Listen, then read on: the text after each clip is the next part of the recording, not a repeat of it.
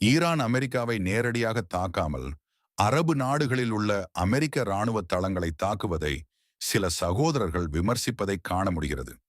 நவீன காலப்போர் முறைகள் என்கிற மாடர்ன் வார்ஃபேர் பற்றிய போதிய புரிதல் இல்லாததே இத்தகைய விமர்சனங்களுக்கு காரணம். முதலில் நாம் ஒன்று விளங்கிக் கொள்ள வேண்டும். இந்த போரை ஈரான் ஆரம்பிக்கவில்லை. ஈரானின் ஆட்சி அதிகாரத்தை கவிழ்க்க வேண்டும் என்ற அமெரிக்காவின் நோக்கமும் அகண்ட இஸ்ரேல் என்கிற தி கிரேட்டர் இஸ்ரேல் திட்டத்தை நடைமுறைப்படுத்த வேண்டும் என்ற இஸ்ரேலின் கனவுமே இந்த போருக்கான அடிப்படை காரணங்களாகும். அரபு ஆட்சியாளர்களுக்கு இது சரியாக புரியாவிட்டாலும் ஈரான் இந்த ஆபத்தை தெளிவாக உணர்ந்துள்ளது. அதனால்தான் இஸ்ரேலுக்காக உளவு பார்க்கும் மற்றும் ஈரானுக்கு நிரந்தர அச்சுறுத்தலாக விளங்கும் அரபு தேசங்களில் உள்ள அமெரிக்க இராணுவ தளங்களை முதலில் சிதைக்க வேண்டும் என்பதில் அவர்கள் உறுதியாக உள்ளனர். இந்த போரில் நடுநிலை என்று எதுவும் இல்லை. இஸ்ரேல் மற்றும் அமெரிக்காவிற்கு எதிரான ஈரானின் அடுத்த கட்ட பாரிய தாக்குதலுக்கு முன்பாக வளைகுடா நாடுகளில் அமைய பெற்றுள்ள அனைத்து அமெரிக்க இராணுவ முகாம்களையும் செயல் இழக்கச் நியூட்ரலைஸ் செய்ய வேண்டும்.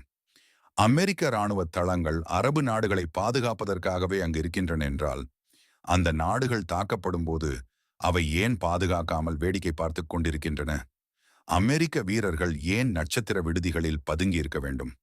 மேலும் ஈரான் வீழ்ந்தால் அடுத்ததாக இஸ்ரேல் அழிக்கப் போவது இந்த அரபு நாடுகளைத்தான் என்பதை இவர்கள் உணரவில்லை. தி கிரேட்டர் இஸ்ரேல் என்பது பாலஸ்தீனம், சிரியா, லெபனான், ஜோர்தான், ஈராக்கின் சில பகுதிகள், சவுதி அரேபியாவின் பெரும் பகுதி மற்றும் எகிப்தின் சில பகுதிகளை உள்ளடக்கியதாகும். இந்த கனவு தேசத்தை உருவாக்க தடையாக இருக்கும் ஈரானை அழிப்பதற்காகவே இந்த இறுதிப் போரை அவர்கள் தொடங்கியுள்ளார்கள்.